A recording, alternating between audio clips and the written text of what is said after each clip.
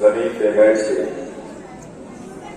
شہزادی کو ان جلال کا پوتا پیش کرنے والوں اور اس تپش میں بھی آرام، چین اور سکون کا ذائقہ محسوس کرنے والوں، اگر ہم انسانوں سے یہ کہا جائے کہ بھیا ایسا ہے کہ آپ تھوڑی دیر ہمارے گھر کے سامنے بیٹھ جائیے، تو کوئی بھی انسان ہوگا وہ بیٹھنے کے لیے راضی نہیں ہوگا، کہے گا مولانا خیریت تو ہے، میں کیوں، میرے حیثیت کے مطابق آپ مجھے جگہ دیجیے، تب میں آپ کے کچھ جگہ پہ بیٹھوں گا، پسند کروں گا، آپ مجھے زمین پہ نہیں بیٹھا سکتے اور نہ ہی میں بیٹھوں گا۔ لیکن عزیزان گرامی، یہ صرف کرامت اہل بیت ہے، یہ معجزہ اہل بیت ہے، یہ معجزہ محبت اہل بیت ہے کہ ہمیں جہاں کہہ دیا گیا بیٹھنے کے لیے ہم وہاں پہ بیٹھے۔ میں نے جو بھی حدیث فکرہ آپ کے سامنے پیش کیا اس میں رسول اللہ نے فرمایا کون نبی جس کے کہنے سے نماز نماز ہے، کون نبی جس کے کہنے سے روزہ روزہ ہے، کون نبی جس کے کہنے سے حج حج ہے، کون نبی جس کے کہنے سے زکات زکات ہے، یا اگر لفظوں کو بدل کر کہہ دیا جائے جب اس نبی نے ارشاد فرمایا کہ جس کے کہنے سے ہم نے آدم کو نبی اللہ مانا، جس کے کہنے سے ہم نے یوسف کو صفی اللہ مانا، یہ وہ نبی ارشاد فرما رہا ہے جس کے کہنے سے ہم نے ابراہیم کو خلیل اللہ مانا، جس کے کہنے سے ہم نے کعبے کو بیت اللہ مانا، جس کے کہنے سے ہم نے قرآن کو کتاب اللہ مانا، یہ وہ نبی ارشاد فرما رہا ہے کہ بے شک میں جس کا مولا ہوں علی بھی اس کے مولا ہے، میں جس کا مولا ہوں علی بھی اس کے مولا ہے۔ دیکھیے یہ صحیفہ والے جو چند دن کے بعد دامن اسلام میں داخل ہوئے ہیں انہیں اس لفظ مولا سے تھوڑا سا مخالفت پیش ہونی پڑی، انہوں نے مخالفت کرنا شروع کیا، کیوں؟ مولا کا لفظ ان سے ہضم نہیں ہوا، پتا یہ چلا یہ رسول سے دشمنی نہیں تھی، سمجھ رکھیے یہ واحد پہلی بار نہیں ہوا ہے کہ رسول نے مولا کہا ہو، بلکہ اس سے پہلے ایک ایسی شخصیت گزری ہے جس نے مولا کا لفظ اختیار کیا تھا اور مولا کا لفظ لوگوں کے درمیان میں دیا تھا، پتا یہ چلا رسول سے دشمنی نہیں ہے، اگر رسول صرف کہہ دے تو یہ مسلمان مان لیتے، لیکن رسول سے پہلے بھی ایک ایسی شخصیت گزری ہے کہ جس نے کہا کہ مولا، جس نے بلایا مولا، کہا وہ کون ہے؟ کہا کہ ذوالعشیرہ میں سب سے پہلے جناب ابو طالب نے یہ لفظ مولا کا لفظ کہا ہے، تو یہ جناب ابو طالب کی وجہ سے اس لفظ مولا پہ بحث ہے۔ کیا ہوا تھا ذوالعشیرہ میں؟ کہا جب رسول اللہ کھانے کے لیے بلاتے تھے اور اپنے کو پیغام پہنچانے کے لیے جب کھڑے ہوتے تھے، جیسے ہی کھڑے ہوں کچھ کہنے کے لیے، مسلمانوں کا دستور اور اصول یہ ہو چکا تھا کہ جہاں پیٹ بھرا اس کے بعد اپنے خاندانی اصولوں پر رسول کو پیچھے چھوڑ کر بھاگ جایا کرتے تھے، اپنے خاندانی اصولوں پر گامزن رہتے ہوئے رسول کی طرف سے اپنے چہرے کو ہٹاتے ہوئے راہ فرار اختیار کیا کرتے تھے۔ لیکن جب ایک بار، دو بار، تیسری مرتبہ جب ایسا ہوا، جناب ابو طالب کھڑے ہوئے، کھڑے ہونے کے بعد ایک جملہ کہا، قم یا رسول اللہ، قم یا رسول اللہ، وانت مولائی، اور آپ میرے مولا ہے، وانت مولائی، اور آپ میرے مولا ہے۔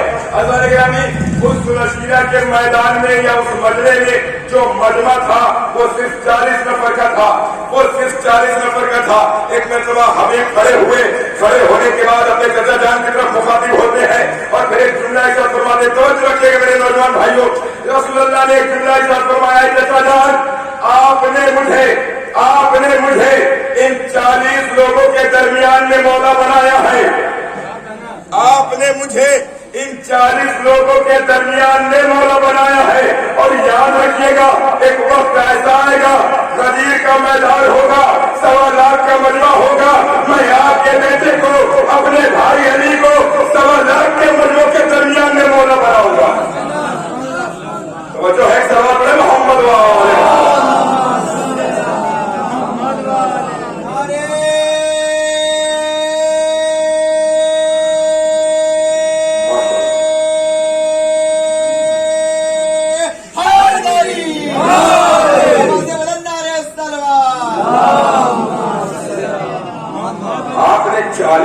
درمیان نے مجھے مولا کہا، مولا بنایا۔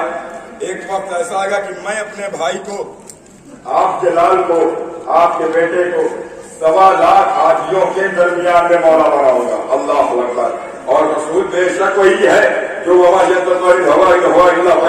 के पहरे में रहने के बाद ही अपनी जबान पर कर देता है। जब तक वो ये इलाही का पहरा नहीं लग जाता मेरा हबीब कुछ अपनी तरफ से कहता ही नहीं है।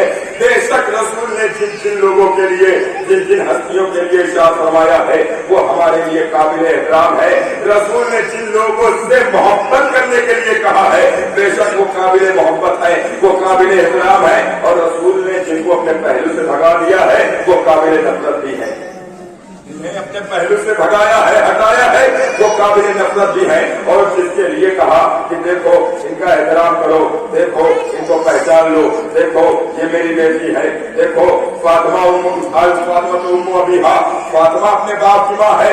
अहले बैत अलैहिस्सलाम के लिए रसूल ने हर मोड़ पर, हर गली पर, हर वक्त कोई न कोई फिक्रा परवरदिगार की तरफ से अहले बैत अलैहिस्सलाम के लिए इरशाद फरमाया है। और वाकई ये ऐसे सच्चे, ये ऐसे सादिक हैं कि जो चीज अगर ये अपने जहन से कहे भी ना बल्कि अगर ये सोचे वो चीज अमल में आ जाती है, वो चीज अमल पैदा हो जाती है। उन फैसलों की मंजिल में रहने वाले ये हस्तियां, ये शख्सियतें बल्कि अपने जबान से वो जुमले को अदा भी न करे और अगर सोच ले तो वो चीजें अमल में हो जाया करती। बस अभी तो मुझे जहां तक आपको लाना था मैंने अपने तकरीर को समेटा और अपने मसाइल यहाँ से देता हूँ। ये ऐसे साबित हैं जो चीजें सोचें वो हो जाया करती है। ये ऐसे रहीम हैं कि अगर सारे इंसान दुनिया के मुश्किलात में हो तो ये उनकी मुश्किलों को हल किया करते हैं। बहुत सारी मिसाल पड़ी हुई है। अगर कोई गरीब, कोई यतीम, कोई मिस्कीन के दरवाजे पे आता है तो कभी खाली हाथ नहीं जाता है।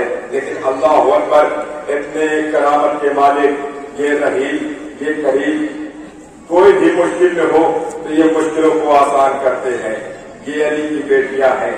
अल्लाह अकबर, जब मौला हमारे सारी मुश्किलों को आसान करते हैं तो क्या दिल तड़प नहीं जाएगा कि उन्हीं की औलादें राहे कूफा और शाम में रसन बस्ता पसे पुष्ट हाथ बंधे हुए हैं, पर्दा नहीं है, बेकदावा महमिल है और तैयार व तैयार गिराई जा रही है। मुनादी निदा दे रहा है ये अली की बेटियां हैं, ये अली के खानदान की घर की औरतें हैं, इन्हें पहचान लो। अल्लाह अकबर, ये चादर तकदीर में रहने वाली शहजादियां जिनके सरों को कभी सूरज ने भी ना देखा हो वो आज मजमे अख्तियार में है, शराबियों के दरमियान में है और ऐसे के दरमियान में है। जाती है उस जगह पे, उस जगह ले जाया जाता है अहले हरम को जहाँ पे कहीं से बेची जाती है, जहाँ पे गुलाम तकसीम किए जाते हैं। आज अल्लाह ने मजलूम करबला आप मुसलसल मजलिस से कर रहे हैं, सुबह से अदादारियां कर रहे हैं, मुहर्रम से मजलिस से कर रहे हैं, हमारी माएँ बहनें भी हैं और जो मुसलसल मजलिस से जाती हैं और आती हैं कि यौजारी करती है। लेकिन है मेरे अज़ादारों, मेरी माँ बहनों, आप मुझे इंसाफ से बताना कि अभी ये जुलूस खत्म होगा, ये जुलूस इख्तिताम पजीर होगा, आप अपने अपने घरों को जाएंगी, अपने अपने बिस्तरों में जाएंगी, आराम से, चैन से, सुकून से नींद लेंगी और फिर अपने जिस्म को आराम देंगी कि जिस्म थक गया होगा, वाकई थकावट का एहसास होगा। लेकिन जरा कोई शहजादी ज़ैनब से पूछे, जरा कोई उम्मे कुलसूम से पूछे, जरा कोई उम्मे लैला से पूछे, जरा कोई उम्मे फरमा से पूछे, अरे ये तो थी मथुरा, जरा कोई सैयद सज्जाद से पूछे, आए मेरा बीमार इमाम जब चला है तो पैरों में छाले पड़ रहे थे और जब कूफा पहुंचा है ना मेरा इमाम, रवायत कहती है जब कूफा पहुंचा गया है, जब कूफे पहुंचे हैं ये अहले हरम छतों से कुछ पत्थर फेंकते थे और कुछ आग के शोले बरसाए जाते थे। मेरे इमाम के दोनों हाथ पसे पुष्ट बंधे हुए हैं, हाथों में हथकड़ियां हैं और जब इमाम के अमामे पे वो शोला गिरा है, इमाम ने आवाज दी, कोई मेरे हाथों को खोल दो, मेरे सर पे अंगारे फेंके जा रहे हैं, आए मेरे सर का जिल जल रहा है। अल्लाह अकबर, ये अहले बैत जितने हसीर हैं, कैदी बनाए गए हैं, मसाइबों का पहाड़ टूटा है। आइए अज़ादारों, मैं जल्द खत्म करता हूँ सारे मसाइब को छोड़ते हुए। आप अरबईन के लिए यहाँ इकट्ठा हुए हैं, आप अरबईन के लिए यहाँ इकट्ठा हुए हैं चेहल मनाने के लिए ना।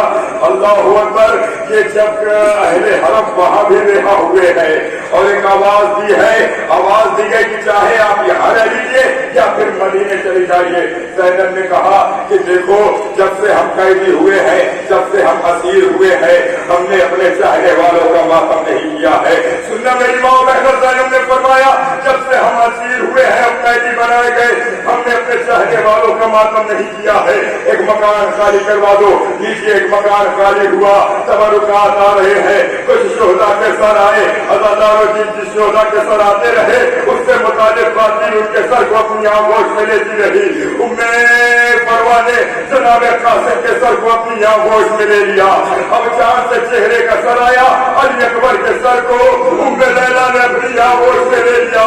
हाथ और एक नन्हा सा सर आ रहा है, रबाब आगे बढ़ी, चांद जैसे फूल जैसे चेहरे को रबाब ने अली असगर के सर को अपनी आगोश में ले लिया। अब एक आवाज आई, कहा किसका सर है? कहा ज़ैनब के 32 बरस के गैरतदार भैया अब्बास का सर है।